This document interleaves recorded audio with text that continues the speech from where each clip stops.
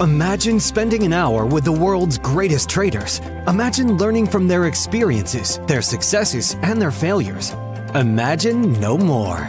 Welcome to Top Traders Unplugged, the place where you can learn from the best hedge fund managers in the world so you can take your manager due diligence or investment career to the next level. Before we begin today's conversation, remember to keep two things in mind. All the discussion we will have about investment performance is about the past, and past performance does not guarantee or even infer anything about future performance. Also understand that there's a significant risk of financial loss with all investment strategies, and you need to request and understand the specific risks from the investment manager about their product before you make investment decisions. Here's your host, veteran hedge fund manager, Niels Kaastrup-Larsen. Welcome back to this week's edition of the Systematic Investor Series with Rob Carver and I, Niels Kaastrup-Larsen, where each week we take the pulse of the global markets through the lens of a rules-based investor. Rob, wonderful to be back with you this week. Hope you're doing well.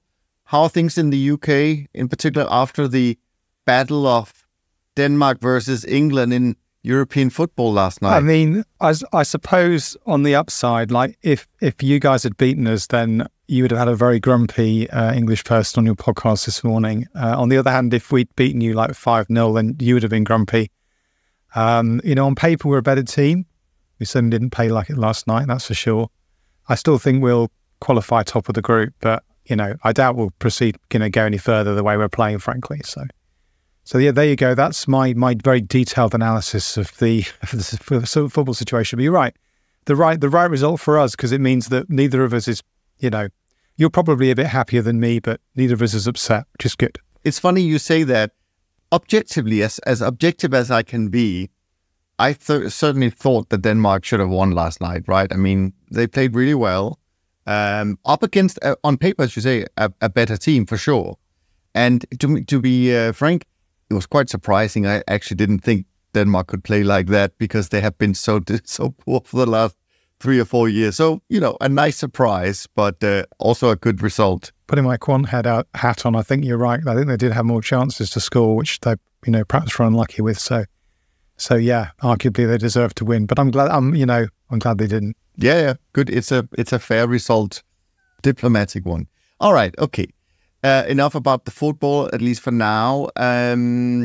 Before we start, I always like to ask you kind of what's caught your attention, what's been on your radar since we last spoke. Nothing to do with the topics we're going to be talking about later, and we'll also talk about your portfolio later on, but just something that you found interesting, something that's had an impact on you.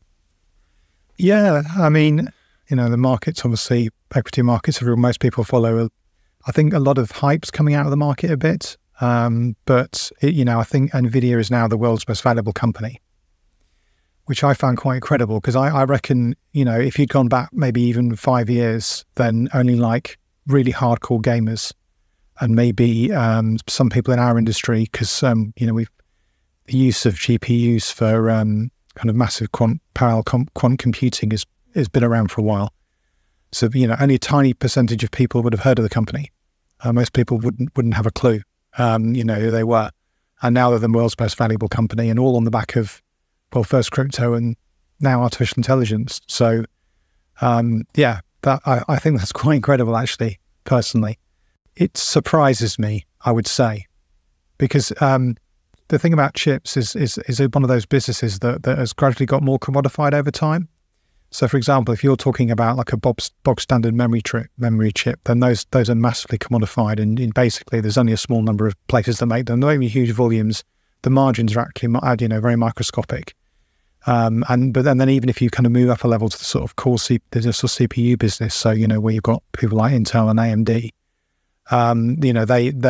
their margins are better, but it's still the case that for the vast majority of devices out there, so like smartphones, for example, most of the chips are pretty commodified and the margins have come down.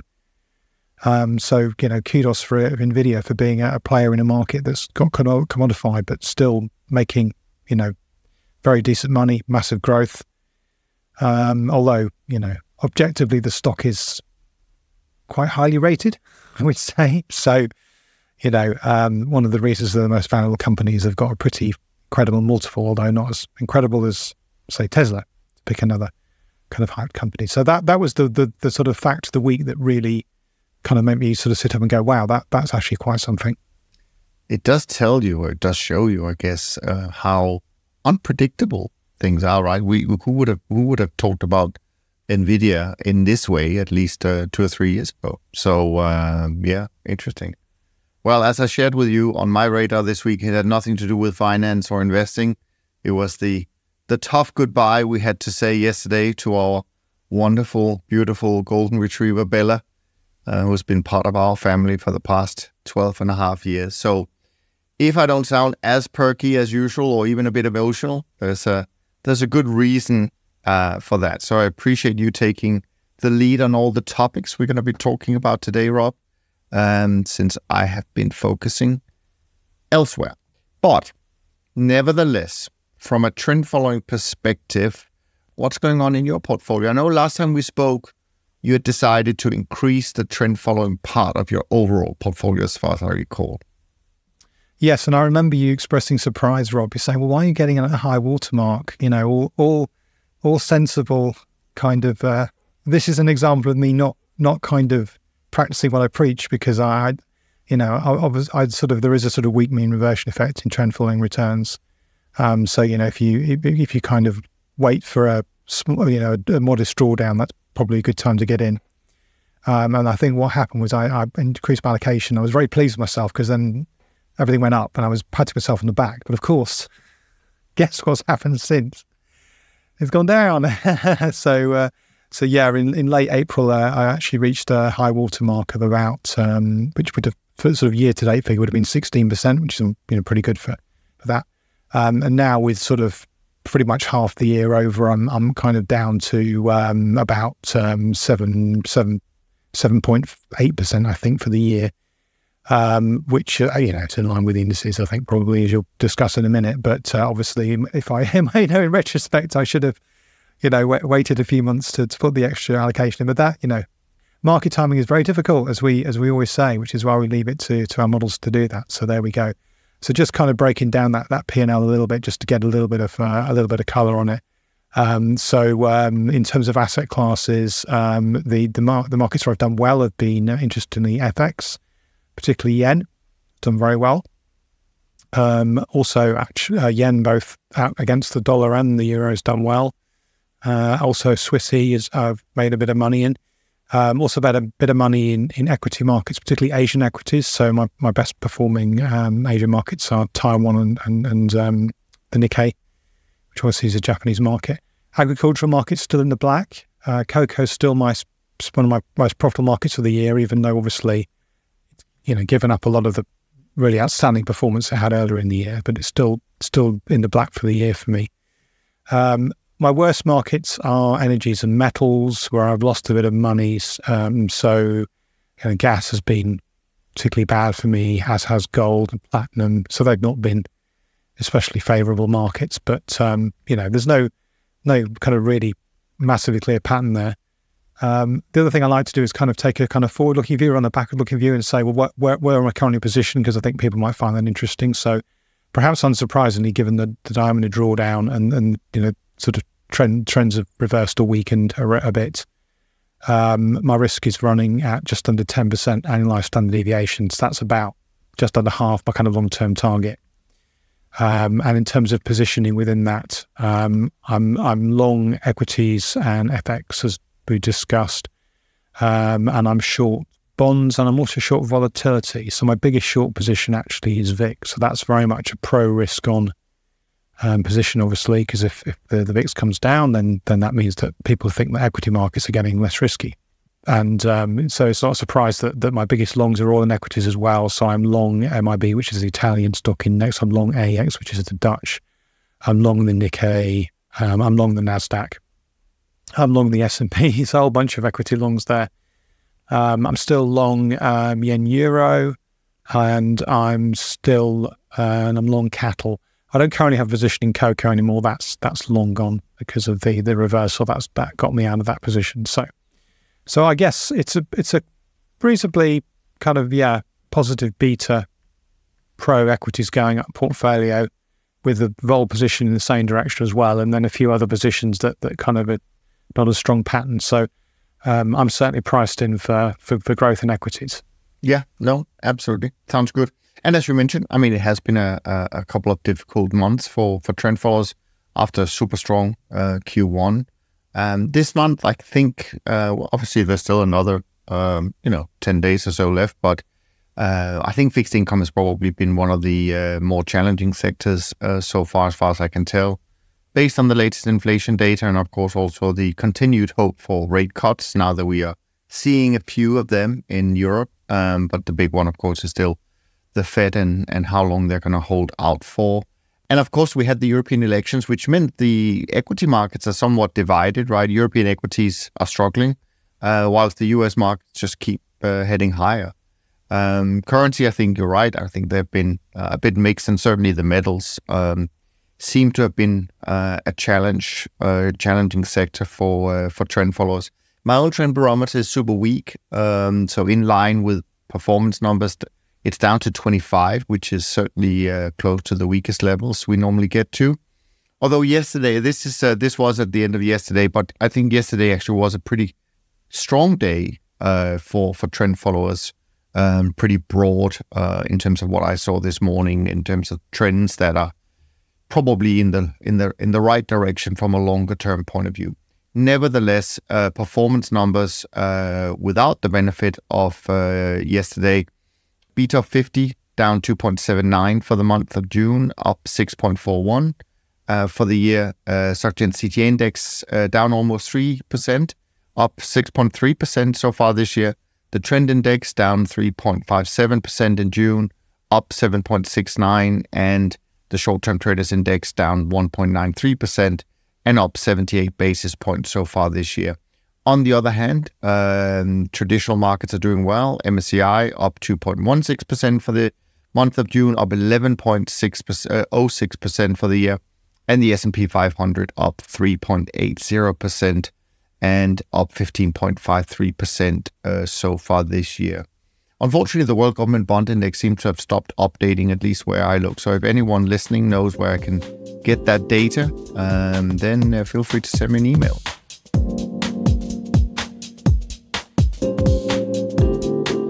All right, we've got a couple of questions for you, Rob, and also then we've got the topics that you brought along. So it's going to be fun. The first one is a bit long. I hope I can read it out without making too many mistakes. It's from Steve. Steve writes, I hope you're well, a long-time listener. TTU remains my favorite investing podcast. Do please keep up the great work. Good luck in the Euros, but not this afternoon when England play Denmark. So he was hedging his bets there, but 1-1, as I said, diplomatic result, yeah. I have a question for Rob. I'm not sure we've heard Rob talk about in any depth about systematic buying of put options as a tail risk strategy. Having read Scott Patterson's entertaining book Chaos Kings, which is about Universa and their tail risk fund, I followed up by reading Mark Spitzelnager's book Safe Haven. It sets out how a safe haven with an insurance, in quotation, 10-bagger payout will have a negative expected return over the long run because the insurer makes a profit.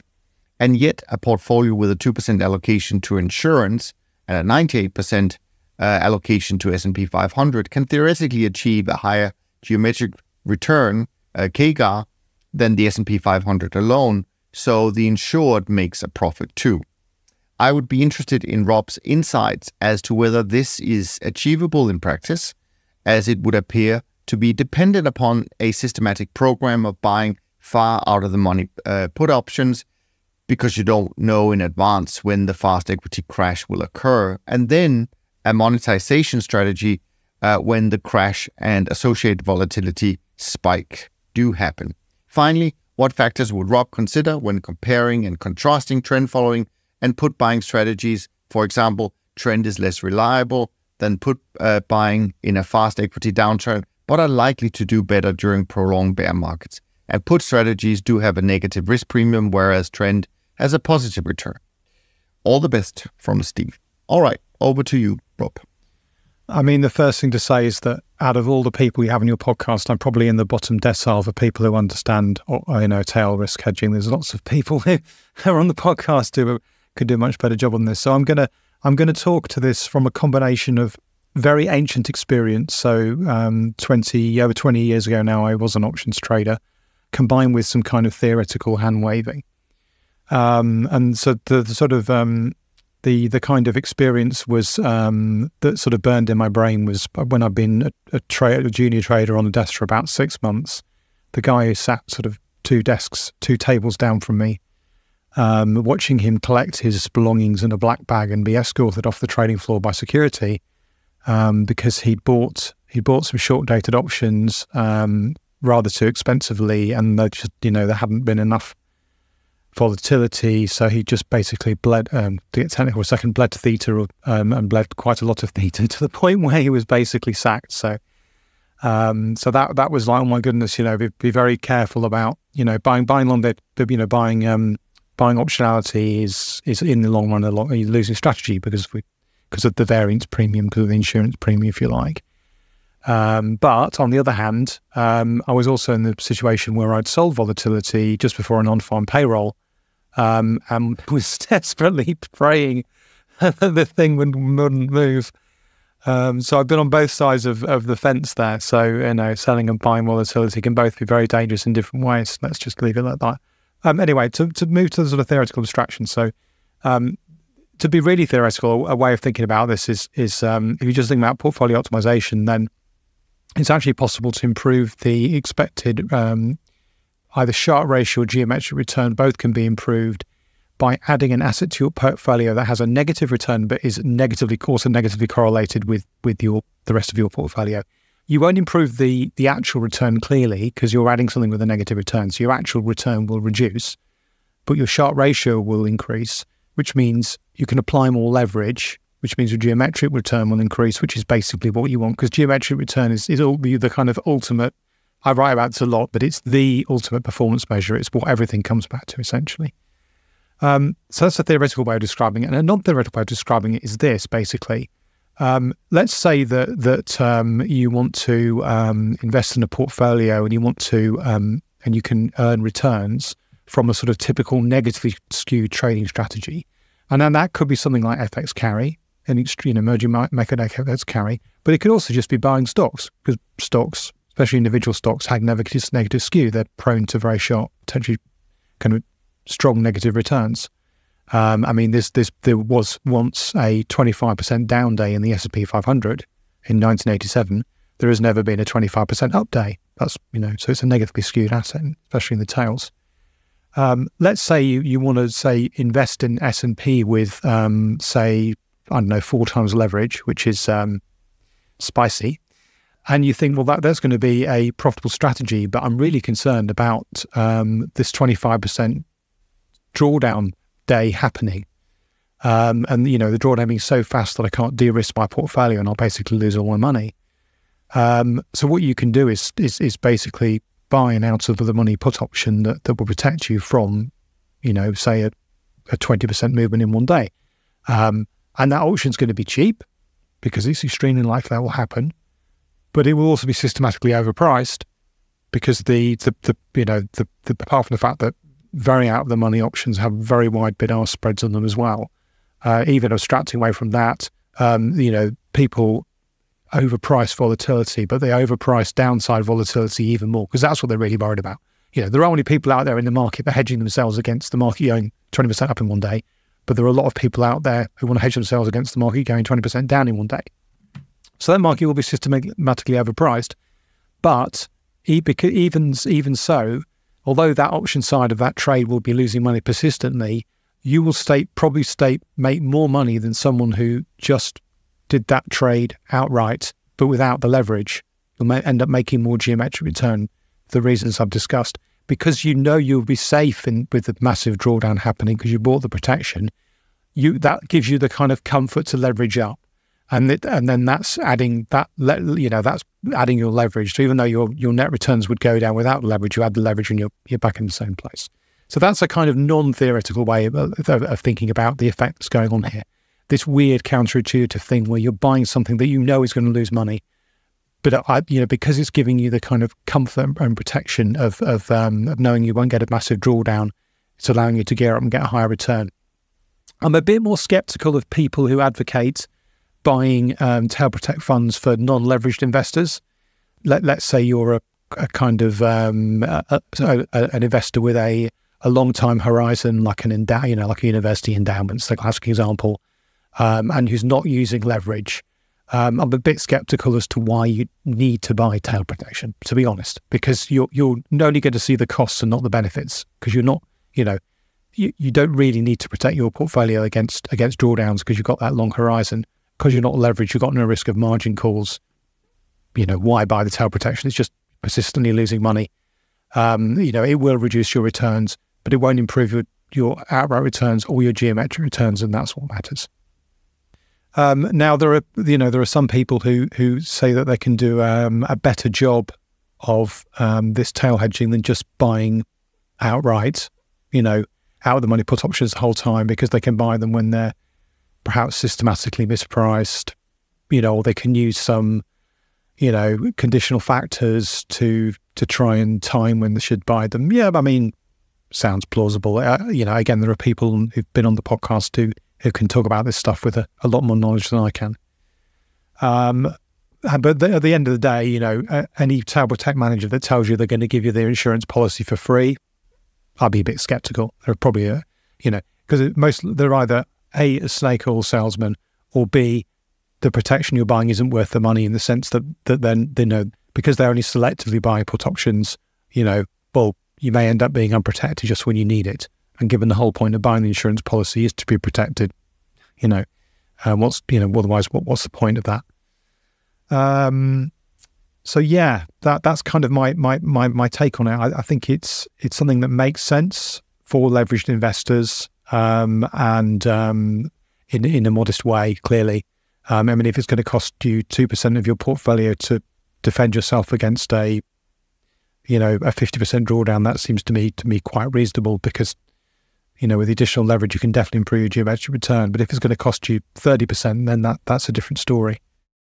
I guess the challenge, Rob, is that these 50% drawdowns, for example, if that was really what people were worried about, they don't happen very often. I mean, not even every 10 years, right? So if you're paying 2% every year for 10 years, it becomes meaningful. But then, as Steve was also alluding to, well, that then there is this other option, which is, of course, the trend following part, which is a positive return strategy. But, of course, it doesn't have the same reaction pattern than just buying a put. And I remember a paper that Alan and I discussed a while back. I think it was Mick Carter that had written the paper where they kind of described option strategies as kind of first responders in a crisis, and then trend following was like the second responder, which is kind of what Steve alludes to, because if there's a prolonged drawdown, then trend following tends to do well, but it may not do well in the initial phase. That's more random. We can't tell. Is there one strategy that, you mentioned, maybe put options is not a bad idea if you have leverage in your portfolio. What about trend following? If that was the specific goal, was to get some quote unquote protection, is there a specific type of investor that fits better to than others? Yes.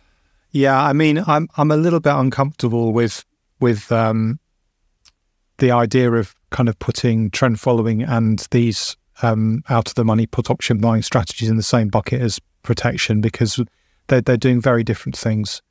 So the main difference, of course, is if you add, using historic data, of course, blah blah blah. If you add trend following to a long only portfolio, you can improve your geometric return without adding extra leverage, because it has the positive expected return there, and it's uncorrelated, very low correlated, let's say, to traditional markets. So you can stick 10, 20, 25, we talked about these numbers before, 30% of your portfolio in trend following, and your Sharpe ratio will improve, but your geometric mean will also improve. You don't need to apply additional leverage. To me, it's a completely different use case in a sense. What I would then be wary of is saying, oh, look, I've got, let's say you start off with a sort of 60-40 risk parity portfolio that probably is already leveraged because it's a risk parity portfolio. and then you add some trend following into that, and you add a big slug of trend following, say 30%, it's quite plausible that your risk is going to fall. Can't do the maths in my head, but your risk could easily fall from doing that. And you then say, oh, my risk's even lower now, I'm going to add even more leverage. So now you've got this thing where it's got loads and loads of leverage in it, but it hasn't got and then a crisis comes and your 60-40 does badly, but your trend following also does badly because it's just the wrong kind of crisis. These things happen. And there's no guarantee protection unlike a tail protect situation. So now all of a sudden you're sitting on a bunch of assets that are all going down at the same time with massive leverage. Well, you don't need me to tell you how this particular story ends, and it's not pretty. So that would be my concern. I think so. In the same way that I don't think it makes sense to buy tail protection if you're an unleveraged investor. On the other hand, it makes perfect sense to buy trend following if you're an unleveraged investor. Do you see what I mean? The different cases. Leveraged investors should buy tail protection, but should be wary of buying trend following if they're going to then use that as an excuse to apply even more leverage. So that's kind of almost the two ideal use cases for, on the one hand, tail protection, and the other hand, trend following. A person who is leveraged should probably be thinking about tail protection. A person who isn't leveraged should probably be thinking about trend following because they're doing very different jobs. I'm not sure I would, as I said, I don't think you should buy the tail protection if you're unleveraged. It doesn't make sense to me because you're not really getting the benefit. Conversely, if you are leveraged, yeah, by all means buy trend following, of course. What else am I going to say on this show? But be just very careful then of using that as an excuse to whack up your leverage even more. So that kind of summarizes it for me. Yeah, no, I think that's very well put and some really important points. And it's also why, certainly over all these years, as much as I love the idea of crisis alpha, I've always said it doesn't really, it's dangerous to describe trend following as a crisis alpha strategy because no crisis is the same and we don't know how we are going to react. So I like the idea of just a non-correlated return strategy. And of course, we know theoretically that's a good thing to blend with, say, equities and bonds. All right, let's move on. There's a question in from Louis. It is regarding how to use carry in your strategies when you roll from a contract to the next one. Imagine you're trading a contract where you hold a contract that is not the nearest and there's enough data to compute carry for different maturities. When you roll, should the roll carry of these precious of the previous held contract be used in the computation of the current forecast? I mean, the values that you put into your exponential moving average smoothing should only refer to the currently held contract when it's possible to compute. Depending on the shape of the curve, carries of different contracts can be very different between them, and the EMA takes time to adapt. I've been playing with introducing carry rollovers in the time series of some markets to avoid this effect. I think this is a different issue from the ones discussed on the chapters accurate carry of AFTS. Is that's your that's book? Advanced Futures Trading Strategies. Exactly, written by Rob Carver. Go and get the book, everyone listening to this podcast today. So I did the plug for you, Rob. Yeah, thank you. There's the rule that every time on the podcast should be at least unplugged by book, so it's good to get out of the way early. Yeah, that's a quite detailed and technical question, and I'm going to try and explain to probably 80% of the listeners who haven't read that chapter of my book, who are going, who are scratching their heads, I guess. Let's take a very concrete example. So I just quickly pulled up, because it's always quite fun to look at often the term structure of the VIX futures contract. And lo and behold, it's doing something weird. So if we look at, say, the curve between now and, say, the October delivery for that, it's upward sloping, okay? So the spot VIX is about 13.4, the next future's at 15, and then it goes up to 16.5, and then October delivery is just under 19. And that's actually, what that basically is telling, that's why one of the reasons why I'm short VIX, actually, because of this roll down effect, this carry effect, if you like. This curve is basically predicting that VIX is, if you buy any of these futures, it's predicting they're going to go down in price, which is another way of saying, as we discussed in the previous question, that generally speaking, selling volatility is is a profitable strategy because of the difference in expected and realised vol. So that's kind of normal, if you like. But then something interesting happens. If you look at the November expiry, and actually the December expiry as well, they're actually lower than the October. Not a lot. I'm seeing November at 18.1 and December at 18. But they are lower. We know why, of course.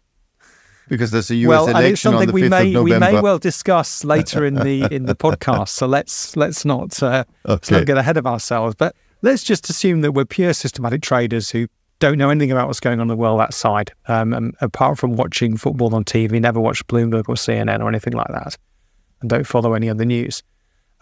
Now, what that means is that if, let's say, that this weird pattern can kind of persists, which, given what we know, it probably will, and you're in a position where, let's say that it's sort of late August and you're holding the October VIX contract. And if you look at the carry on that, it's still very dramatically telling you should have a short position because because basically vol is expected to decline. But once you roll your position, so you move forward to holding the next contract, which is the November contract, the carry on that's very different. It's telling you the price is going to go up.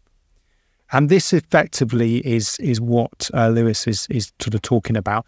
And it's actually related to another kind of similar issue, which is that some people say, and this, I don't think this is generally done anymore, but if you go back 25, 30 years, most people, when looking at, calculating, say, momentum on a price, would look at the actual contract they were trading. They would pull up the chart of, say, April, of June VIX, July would be a bit, say September VIX, and they'd look at how September VIX had behaved, and based on that, they would draw their trend lines or calculate the moving averages or what have you. What that means, of course, is when you roll from holding the September VIX to holding the October VIX, at that point, you need to essentially recalculate what you've done and say, well, now I'm going to look at how the October VIX has behaved, because it's a different thing. You're treating it as a different thing. I'm not sure many people do that now. I think it's more common to do what I do, which is form a single back-adjusted price series of continuous contract, then do your calculations on that. Because one obvious implication of that is when that roll happens, you're essentially changing your mind on what's going to happen, which seems a bit weird. It doesn't seem logical that you should have a different position on for September VIX than you do for October VIX. They're basically the same thing. So using that back-adjusted price also means that when you do that roll, it won't actually affect your forecast and therefore your positions to a first order of approximation anyway. So what Lewis is essentially saying is, well, per carry, you should look at the individual contracts. Personally, I think this is one of those things I put in a bucket of, we're making an approximation here, but it's going to make almost no difference to my position. Do I really care? Implementing what Lewis suggested would make my system a lot more complex because it would have to have knowledge of individual contracts.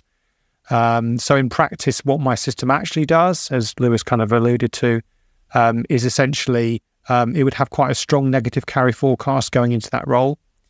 And then that negative carry forecast, as it's being smoothed out, my moving average will effectively reduce and then would turn positive, but only modestly positive because the steepness is it's not that big.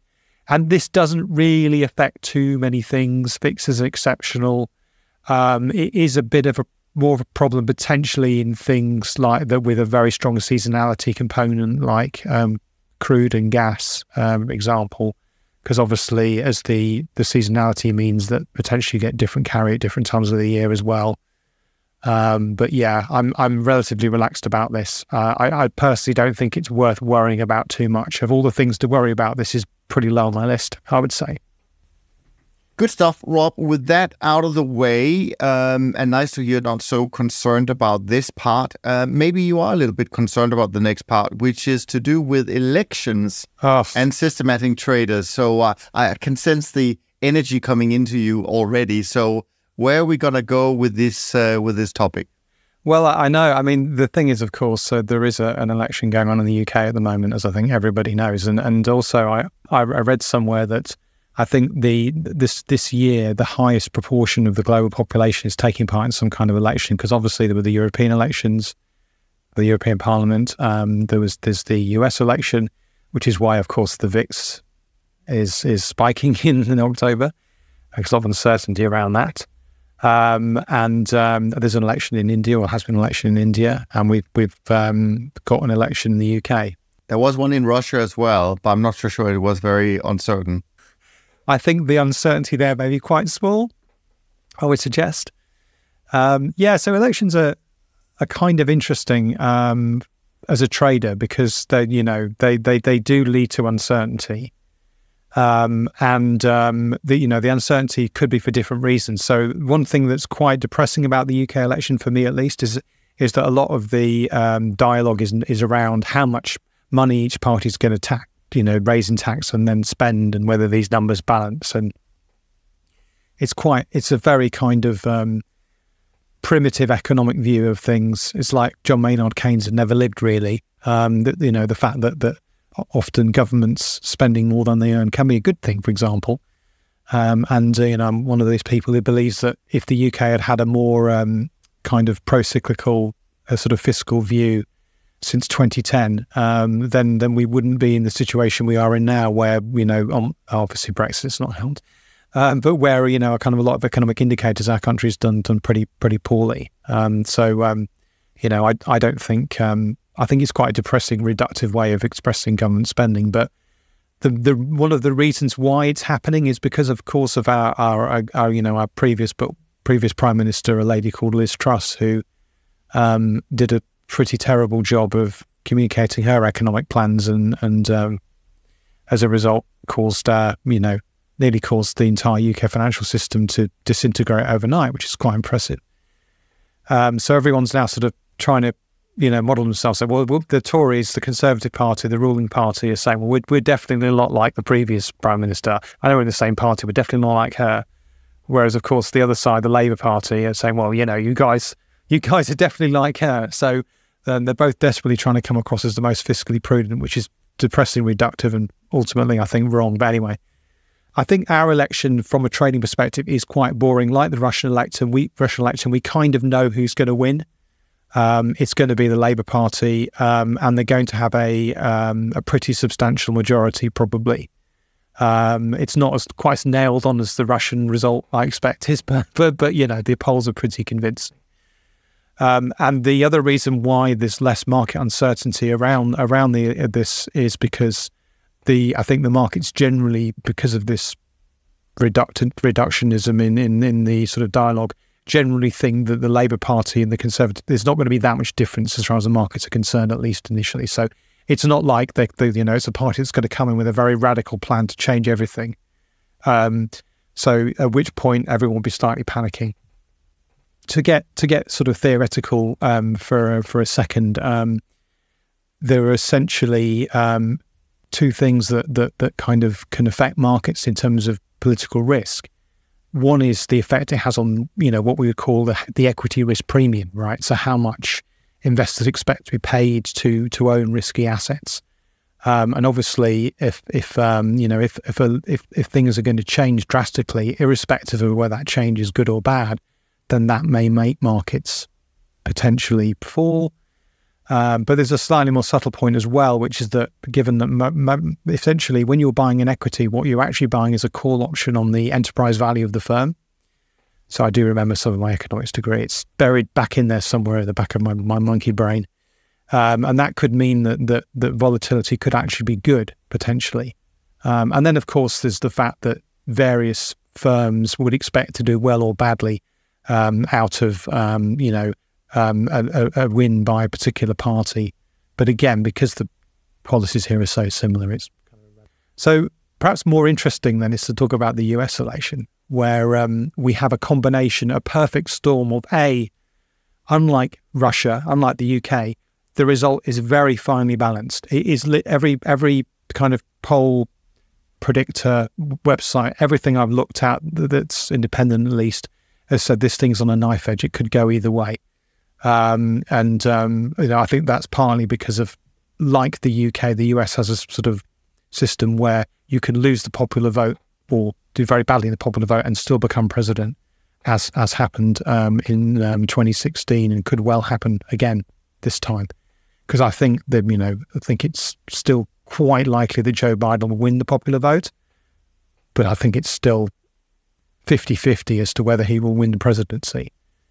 So we've got this kind of knife-edge situation. But the other thing we have is, unlike here, where this new party are going to come in and everyone's like, well, they'll be pretty much the same as the last lot. It's not going to make a massive difference. We can be quite relaxed. If the other guy wins, I mean, he could do some crazy stuff. And I think in 2016, when he was campaigning, a lot of people were like, well, yeah, he sounds like a crazy guy.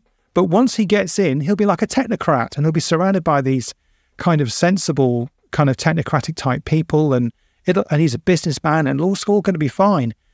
No one believes that anymore. I think everyone believes that you know, if the crazy guy does get in, he's going to do crazy things. If there are any adults in the room around him who are either not listen to them or, you know, he'll either not listen to them or he'll fire them. So I think the markets, I mean, there are lots of people individually in the finance industry in the US who probably would like to see Trump elected because, you know, they probably believe that he'd be better for their personal bank balances, which is, you know, fair enough if you're going to vote on that basis. But if you look at how the markets are pricing the potential of a Trump victory, you know, I think they're pretty scared. I think that VIX chart shows it. So that's kind of the sort of how to think about elections as a trader. Now we come to how to think about them as a systematic trader because, you know, the question you probably potentially get asked a lot, I know I do, is, you know, well, what are you going to do with your system with regard to risk X? You know, are you going to, you know, how are you going to, you know, whether it be the Brexit referendum or an election or even down to next week's non-farm payrolls, you know, what adjustments are you going to make to your system? And the correct answer is, Niels, Nothing. Nothing. Exactly. Yeah, nothing at all. You know, I think it's particularly hard. The more these things kind of prey on the brain, the more you think about them. You can tell I've been thinking about them a lot. The harder it is to sort of step away from it and say, well, yeah, but that doesn't mean I should actually do anything. You know, it's all very well to be interested in this and read the news, but it doesn't mean I should actually do anything because it's really, really hard to be a kind of a political macro risk trader, shall we say, because you've got to do a lot of things. Firstly, you've got to try and predict the outcome. Okay, well, that's easy in the UK. It's easy in Russia. Very hard in the US to predict the outcome at the moment. It's, you know, very, very evenly balanced. The second thing you've got to then do is to work out what the implications of that particular result will be. That's a bit easier. You can you know, potentially look at the manifestos, look at the track record and sort of say, well, it looks like this will be very good for this industry or very bad for this industry. It looks like this will be good or bad for interest rates because we think that policy will be inflationary or disinflationary, you know. And even if you don't want to do that work, believe me, there's lots of people working in investment banks who are pushing this stuff out every day, telling you what the economic implications of Macron losing or Sunak winning or Trump winning will be. Don't worry, there's stuff out there you can read. The third thing you've got to do, which is perhaps even the hardest of all, is actually predict what the market reaction will be to the news. And that may have nothing to do with the kind of theoretical whether it will be a good thing or not. So if I think back to Brexit, for example, I expected the pounds to depreciate against the euro when the vote result came out, and that did happen. What I hadn't really expected was the euro dollar also moved quite a lot.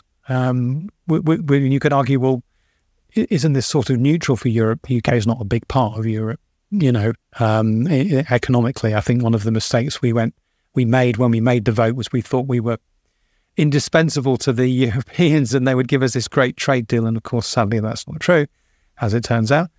You know, the markets actually, the euro dollar also moved quite a lot. And that was unexpected for me, at least. I hadn't seen that coming. I don't think a lot of people had. So you've got to do these three things that are all, or two of them that are really, really hard, but you've also got to do them better than everybody else does. Because it's no good predicting a foregone conclusion. No one's going to give you any kind of P&L for that. That's not going to happen. So personally, I think if you do think you can predict political outcomes, then there are websites, certainly in the UK, where you can bet directly on the political outcome. I'm not sure whether they're legal in all countries, so I'll put in that disclaimer. So yeah, if you want to do a little bit of political gambling on the side, and I have got a few bets on the UK election, I don't mind telling you. And I actually bet on Biden winning last time round as well. Quite early on, that was quite a good bet. But overriding your systematic trading system because you think you've got a gut feeling about the way the election's going to fly, maybe not. No, and actually, just for the record, I know you said that in the last election, when Trump got into the Oval Office, that a lot of things changed dramatically in policies and so on and so forth. But actually, for the record, a lot of policies have been maintained actually under Biden. So, you never know what you get with these elections. All right. So from a political, I wouldn't call it rant, but from a political topic to something that also seems to be something that you have a passionate interest in, but passionate disinterest more like. Yeah, exactly. An anti-interest. An anti-interest. I think that's a good point. And that's the AI hype. We already touched a little bit on NVIDIA, but this is not about NVIDIA. But you came across a paper that Global Asset Management did, where they talked about the growth of the asset management industry. They talk about how it reached $120 trillion in 2023. And despite that growth, the industry is facing some challenges such as fee compression, rising cost, increased competition from passive funds, and so on. And then it shifts to the topic of AI. As I said, I didn't have much time to prepare for this week. So tell me a little bit about what, quote unquote, excites you about this about this paper. Well, we can actually fee compression is another topic. I think hopefully we'll have time to talk about briefly as well because there's been a more interesting paper about that. No, I mean I didn't mean to pick on the good people of Goldman Sachs specifically. It's there's a lot of this stuff around. Actually, apologies, not Goldman Sachs. It's Global Asset Management scam. It's Boston, wasn't it? It was Boston. Okay, I had written down Global Asset Management report, but of course it doesn't say who actually wrote it. No, this particular report I think was done by BCG. Okay, so it's management consultant. I mean I don't want to pick on BCG in particular, but I in the same way that I had a rant about crypto, I really feel I'm overdue a rant about AI, and I think my timing is quite good because I am starting to see a bit of kind of skepticism creep in to my Twitter feed about AI, and also if we look at the share prices of not of NVIDIA, but if we look at other companies that have done a very strong pivot to AI, they're not doing so well actually. There's not been this particular bandwagon hasn't proven to be quite the road to riches that they perhaps hoped.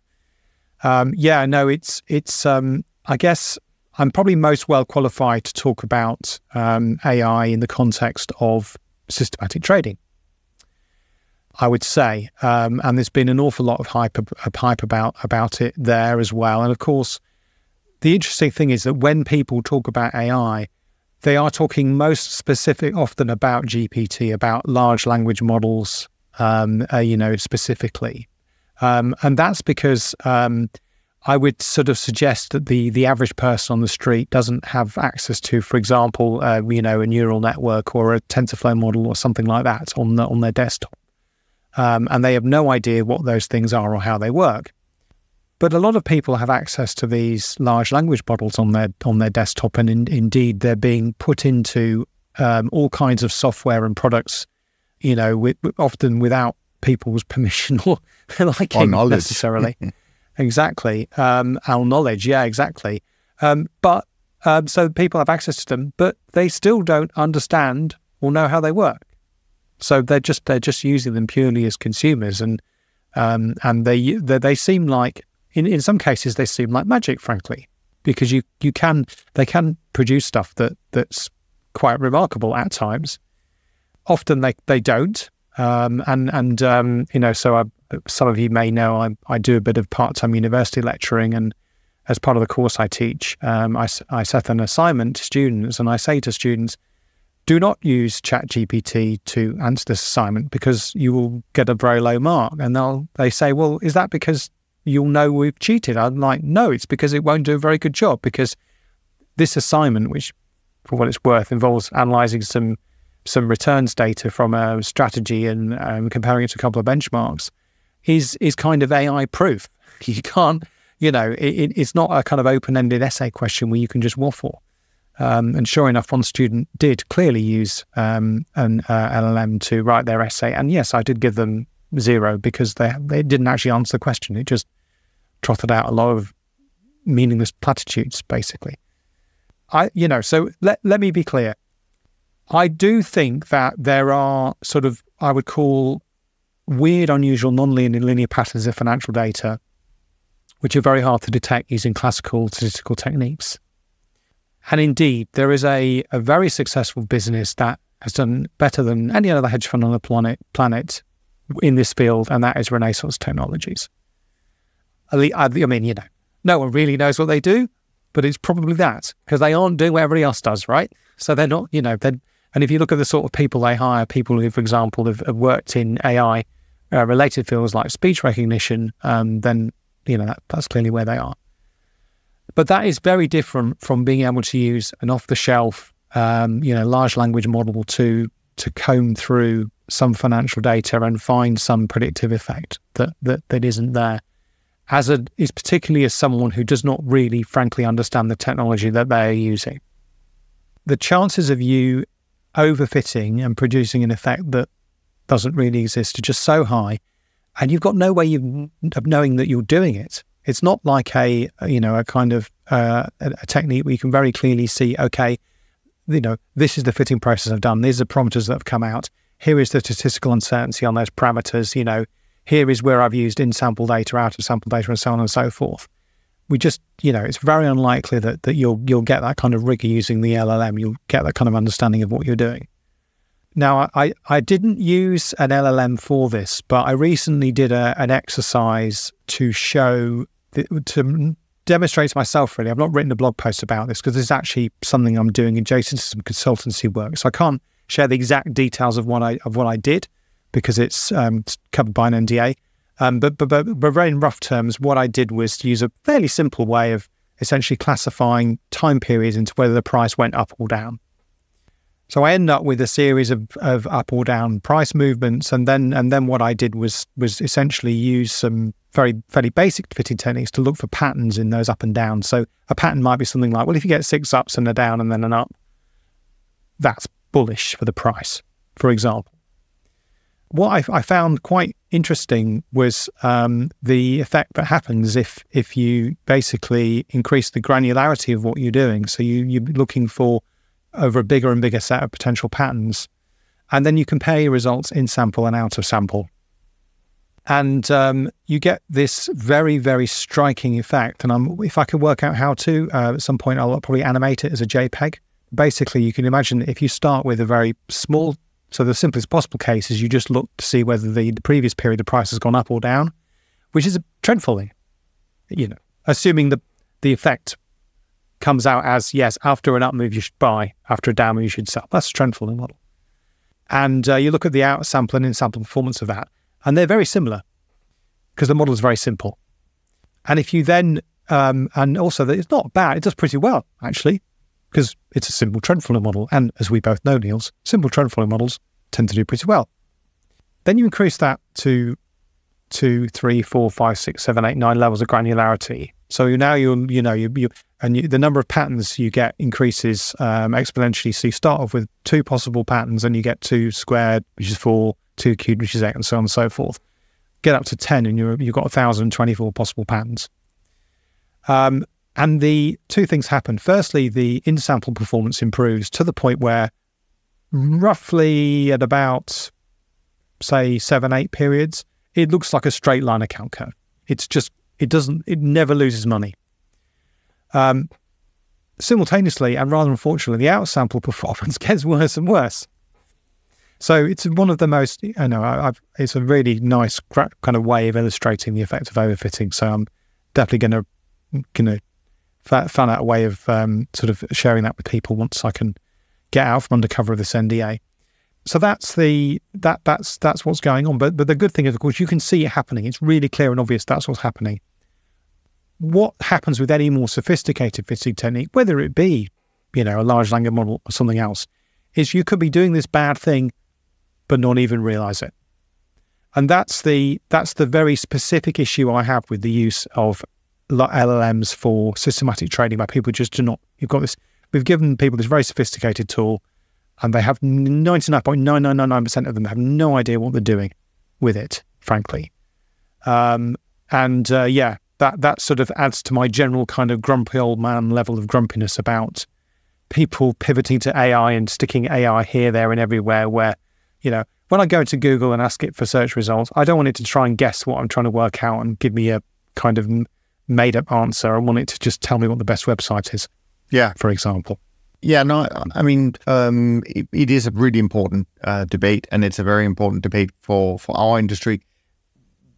I think you kind of touched on it a little bit at the very end. The thing that I've thought about is, we know that it's talked about as some kind of, next big step, things, a technology that can make things better in our industry, better performance, because now we have all this wonderful technology and it's getting smarter and smarter and so on and so forth. But what I was thinking about is that, but what about the liability? What about the liability of a firm using AI in its models, and then the result comes out as being, not what they hoped for or expected? Who's liable here, right? So I think it's certainly something to be used with caution. Maybe there's some operational efficiencies that can be had for sure, but to allow AI to take an active part in code and certainly without complete supervision and transparency, so that whoever runs that system or model knows exactly what it's doing and why it's doing it, which has always been the beautiful part of trend following, is that we put in some rules so we know exactly what's coming out. We just don't need to compute it every time ourselves. But the liability issue with using AI, I think we're going to hear more about that. Definitely. Yeah, I mean, if your Tesla runs someone over and kills them, who goes to jail? Is it you or Elon Musk? Yeah, exactly. Or someone working for Elon Musk, more likely. Yeah, definitely. Yeah. True. All right. Maybe very shortly before we wrap up, Ted Seides, previous guest on the show, he has, of course, his own podcast, Capital Allocators. He comes from the allocator side, and he wrote a little blog post, or at least I received it by email, where he talked about this debate concerning performance fees and whether managers should be paying an incentive fee on certain parts of the return, such as interest income, for example, and so on and so forth. What are your thoughts on this? So obviously my thoughts come from the other side of the fence, so to speak, because I used to be on the other side of the fence as someone who was allocated into rather than an allocator, so to speak. And, the conversations about fees are probably the most difficult in that kind of two-way relationship, that's for sure. I think that the main issue about Ted's blog was I think he was kind of saying that in a sense the allocators' bark is worse than their bite on this subject. He's basically saying that you guys are talking a big game, but actually when you look at who you're investing in, a lot of the people you're allocating to are still charging quite hefty incentive fees, and incentive fees that don't have a hurdle rate. So it's not like you're only paying a performance fee on, say, performance over. I keep wanting to say LIBOR because it's always like, right. Always used to be like, fees are always risk-free calculated rate, as, let's call it that. Risk-free rate, exactly, yeah. Some other reference interest rate, as we no longer have LIBOR, of course. There's essentially, he's saying, well, you guys are talking tough, but actually, you're not really willing to take your money out of these managers who's still charging these high incentive fees. So where's the negotiation? There's no negotiation there. It's like saying to your kids, if you don't clean your room, I'm not going to give you any pocket money, and then saying, and there's your pocket money. okay, the kids are like, well, okay, so I'll just, fine, I'm not going to clean my room. And I speak as the father of an 18-year-old whose room is frankly should be declared a Superfund site. It's so messy. Fortunately, he's moving out soon to go to university, and it'll be somebody else's problem. But yeah, so I think and the other point he makes, of course, is very valid. Is what, no one really cares what fees they're paying; they care what net performance they get.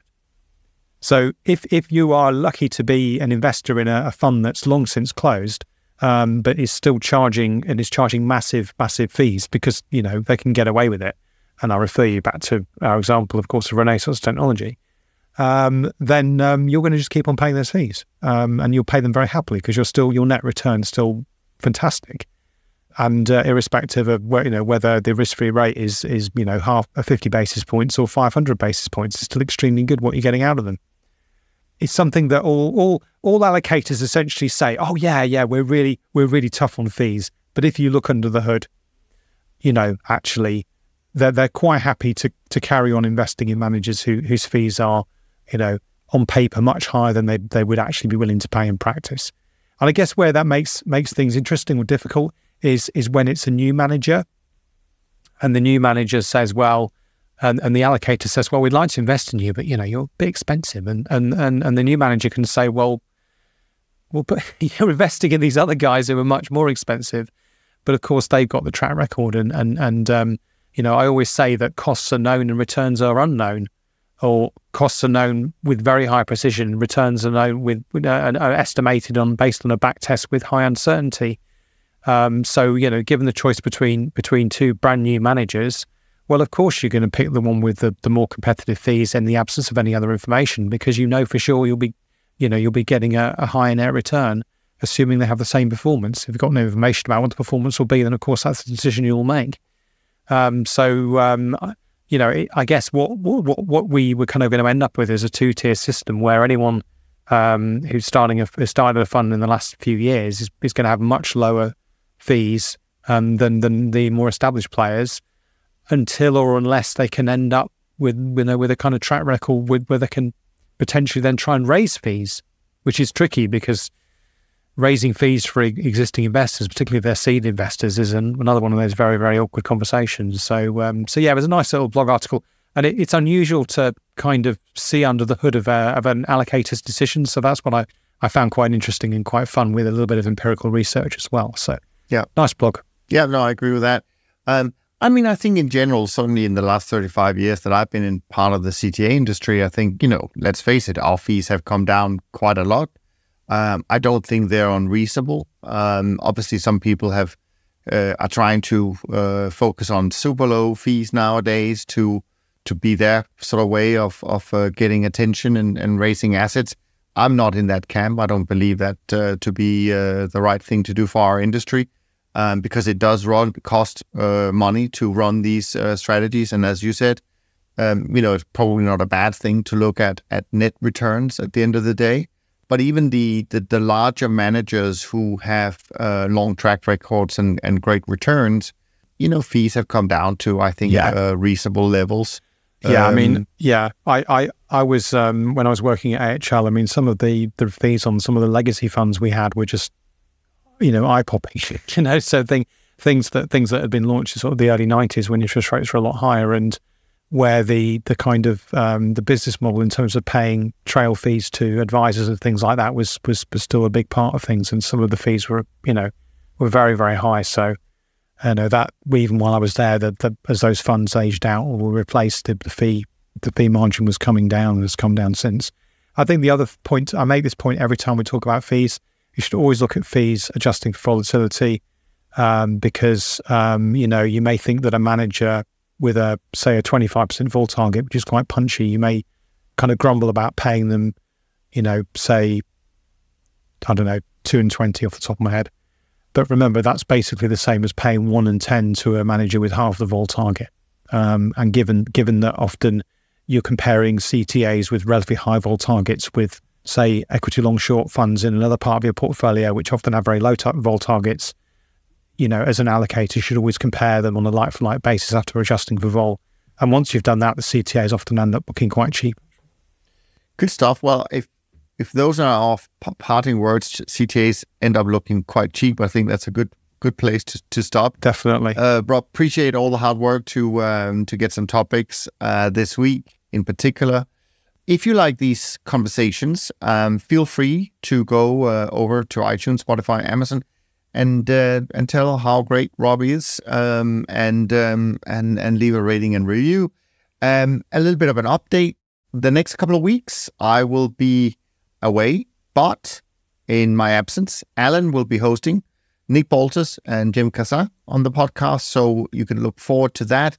If you have questions that Alan should pose, then send them to the usual email address, info@toptradersunplugged.com, and I'll make sure that he gets them in time for the recordings. I think the first one up is Nick next week, and then followed by Jim the following week. From Rob and me, thanks ever so much for listening. We look forward to being back with you next week. And in the meantime, as always, take care of yourself and take care of each other. Thanks for listening to Top Traders Unplugged. If you feel you learned something of value from today's episode, the best way to stay updated is to go on over to iTunes and subscribe to the show so that you'll be sure to get all the new episodes as they're released. We have some amazing guests lined up for you, and to ensure our show continues to grow, please leave us an honest rating and review in iTunes. It only takes a minute, and it's the best way to show us you love the podcast. We'll see you next time on Top Traders Unplugged.